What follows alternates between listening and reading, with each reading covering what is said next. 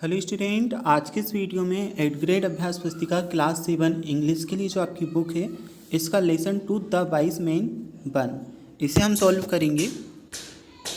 तो बच्चों ये आपकी न्यू बुक है 2024-25 के सेशन की, जो आपको इस साल आपके स्कूलों से मिली है। और आज की इस वीडियो में कक्षा 7वीं अंग्रेजी की 8th ग्रेड अभ्यास पुस्तिका का part 2 the wise man one को हम सॉल्व कर रहे हैं।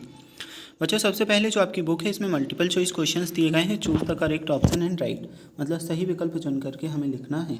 तो पहले नंबर का क्वेश्चन कुछ इस प्रकार से आपको दिया है, who work for the Nawab of Bhopal. Bhopal के नवाब के लिए कौन काम करता था। ऑप्शन में दिया गया है शांति भोला, द गर्ल या द थग्स। शांति भोला तो देखिए नाम है, द गर्ल मतलब एक लड़की और द थग्स मतलब चोर। तो बच्चों भोपाल के नवाब के लिए भोला काम करता था, इसलिए बी वाला ऑप्शन भोला आपका क्या है, सही उत्तर है। अब पहले क्वेश्चन के बाद में क्वेश्चन नंबर दूसरा आपका है, who did the nawab gift to भोला।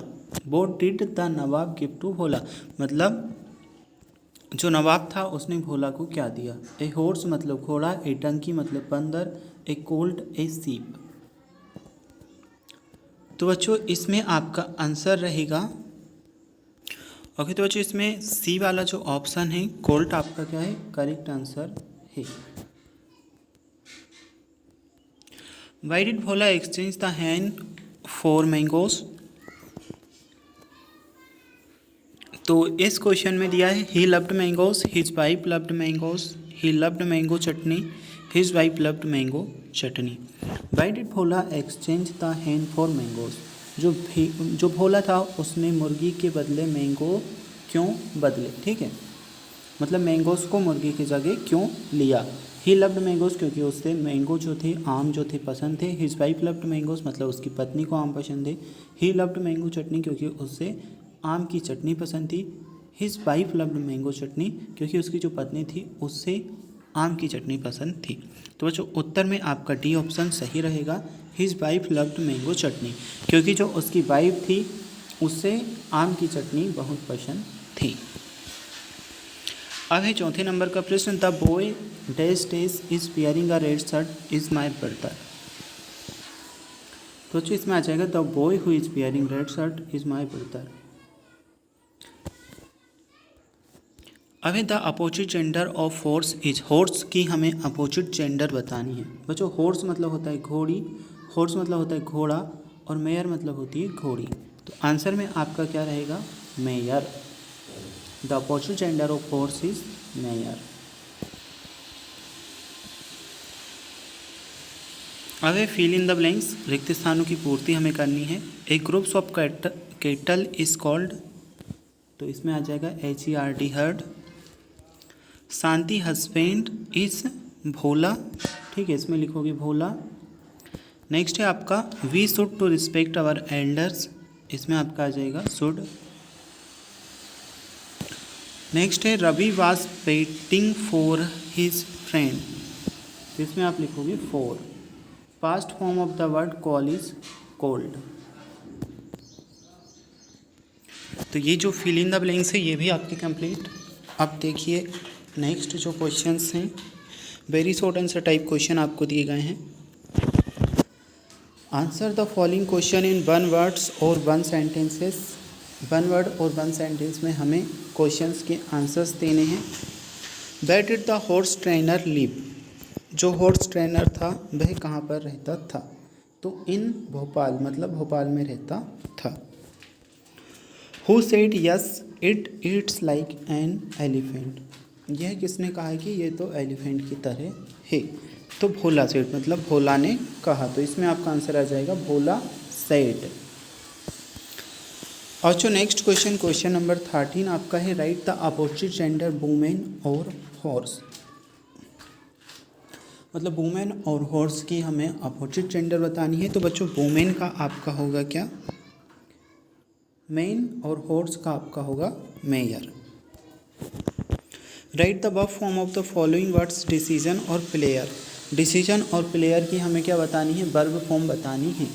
तो बच्चों डिसीजन की होगी डिसाइड, प्लेजर की होगी प्लीज़। अब है शॉर्ट आंसर टाइप क्वेश्चन। निम्नलिखित प्रश्नों के उत्तर एक या दो वाक्य में हमें लिखने हैं। How would you handle the situation if you are Bhola? अगर तुम भोला की जगह पर होते तो जो सिचुएशन थी उसे कैसे हैंडल करते? तो बच्चों इस क्वेश्चन के आंसर में आप लिखोगे, if I were Bhola I would carefully consider the long term benefits of each trade, consult with Shanti and avoid hasty decision to ensure the best value for the horse. यह आपका आंसर है। Question number 16 हम देखते हैं। Why did Bhola want to buy a hen instead of a sheep? तो इस question के answer में आप लिखोगे, Bhola wanted to buy a hen instead of a sheep because he thought that the hen would eat less than the sheep. मतलब जो भोला था वह Bhola wanted to buy a hen instead of a ship, ship की जगह पर भोला हैन को खरीदना चाहता था क्योंकि वह सोचता था because he thought that the Hahn would Yeats, मतलब जो हैन होती है बकरी होती है वह शिप की तुलना में कम खाती है, कम चारा खाती है इसलिए। ठीक है। अब नेक्स्ट क्वेश्चन है, what was the opinion of Bhola and his wife selling the horse? Bhola और उसकी वाइफ की हॉर्स को सेल करने के पीछे क्या राय थी? तो Bhola and his wife thought feeding the horse was too expensive and decided to sell it to avoid become poor. Bhola और उसकी पत्नी सोचती थी कि ये जो घोड़ा है इसका चारा बहुत महंगा है, ये बहुत खाता है ना, तो ये बहुत महंगा पड़ रहा है, ऐसे वह गरीब हो जाएंगे, इसलिए उन्होंने क्या किया, घोड़े को बेचने का निर्णय लिया। तो ये आपका आंसर रहेगा 17वें नंबर के प्रश्न का।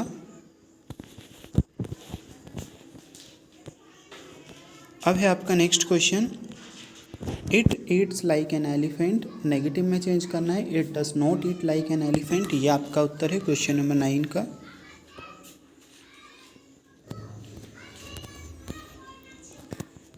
और जो लॉन्ग टाइप आंसर क्वेश्चन हमें दिए गए हैं, long answer type question, read the passage carefully, है ना, पैसेज को रीड करना है। Bhola took the donkey he walk a few yards, he saw a women with a sheep, he thought his wife would like to have a sheep in place of a donkey, so he went up to the lady।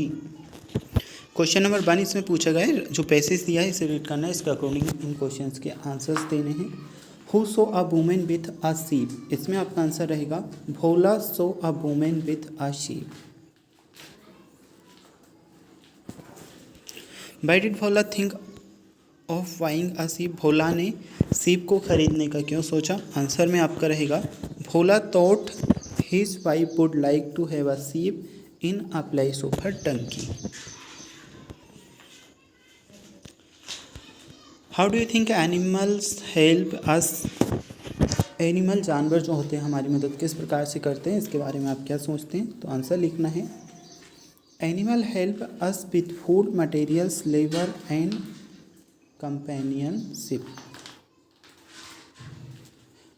है ना, दूध दही हमें animal से प्राप्त होता है और जो सामान वगैरह होते हैं उन्हें भी ले जाने का काम करता है। अब इसके बाद में 4th नंबर का question, he work hard so he passed, तो इसमें आपका यहाँ पर सो आ जाएगा, ये he work hard so he passed.